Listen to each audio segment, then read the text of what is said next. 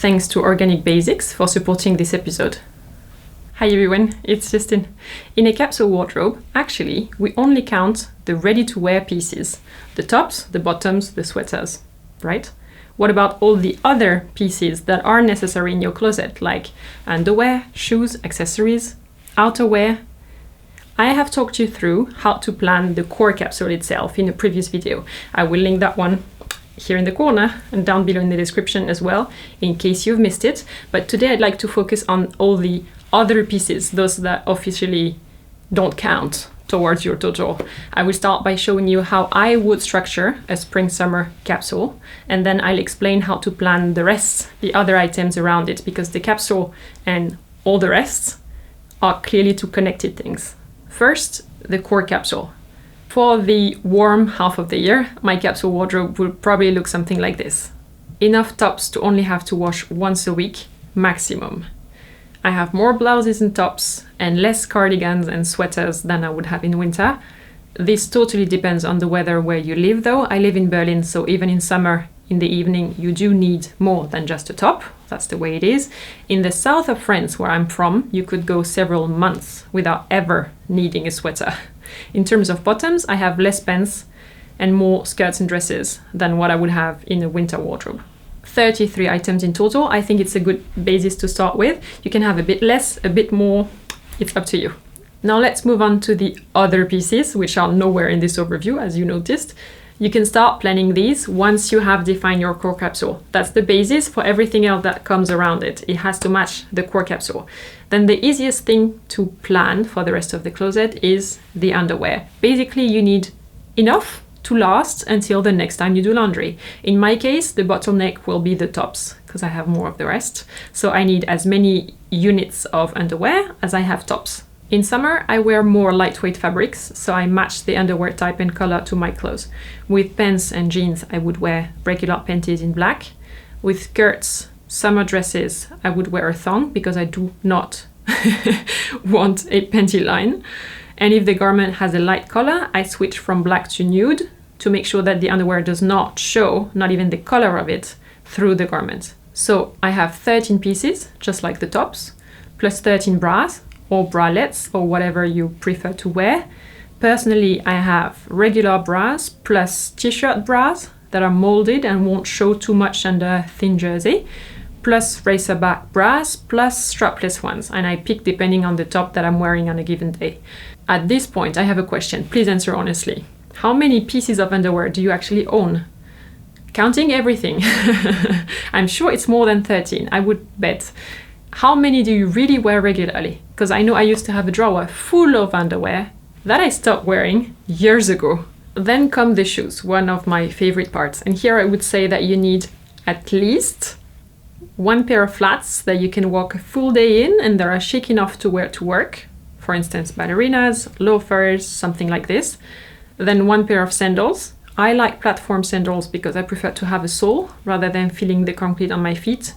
And I love platforms. One pair of sneakers for comfort. White or black is a smart choice because it goes with everything. Or you take a color that matches the dominant color in your capsule. Also a thing. One pair of heels for when you want to dress up. Mine are simple, black, but not basic in design, so I won't get bored of wearing them, I know it. That makes 4 pairs. Feel free to add more shoes to match your lifestyle, really.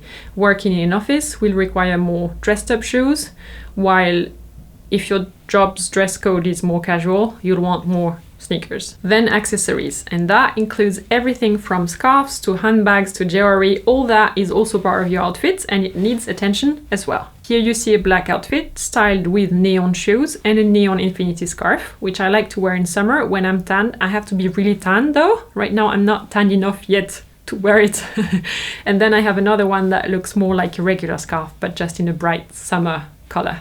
I own way more scarves than this, but if I'm honest, I only really wear them in winter, so I don't need to have them in my summer capsule. Then handbags. You know I like handbags where everything fits, everything and more, but I want handbags that I can wear on my shoulder. I don't want to have to carry a purse in my hand.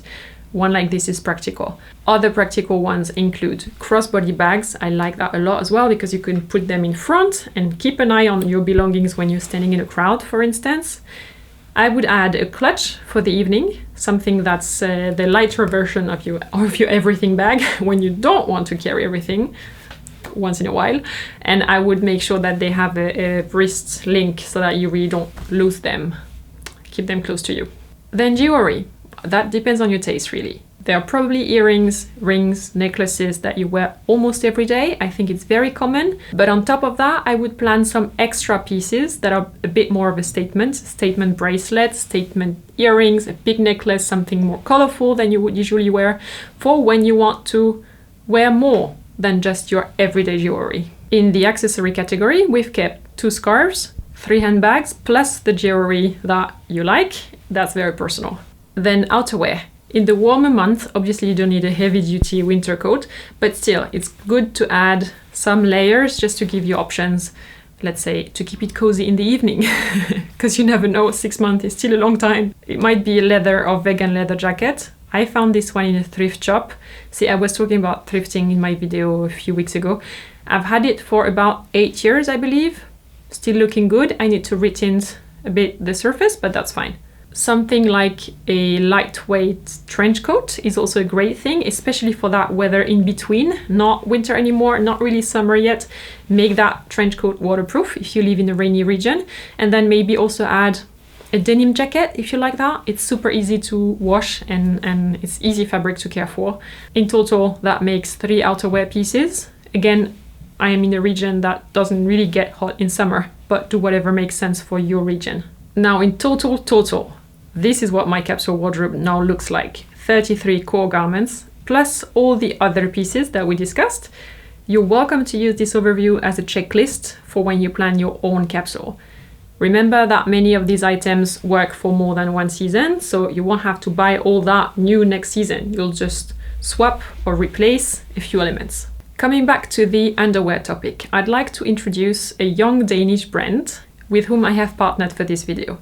They're called Organic Basics and they make very smart underwear. Instead of putting the seams on the sides, where they would show through your summer clothes, the seam is placed at the back. There is no itchy label, they use mainly recycled materials and they produce ethically. This, what you're seeing here, is called the Invisible line. It exists in black and nude, briefs and thongs, plus tank tops. Well thought through. If you want to try that brand, they're offering you a gift card of 15 euros. If you use this code here, when you check out, I will put the link to their website in the description below for you. There is no minimum order amount for that gift card and they ship internationally. Thumbs up if you enjoyed this video. Thank you very much. I feel like when planning a capsule wardrobe, having a sort of checklist is very helpful. But let me know how do you do it? How do you plan your capsule for a new season? If you want to learn more about capsules, about the process, about the planning, have a look at my previous video series on that topic. I will link it here and here, as always.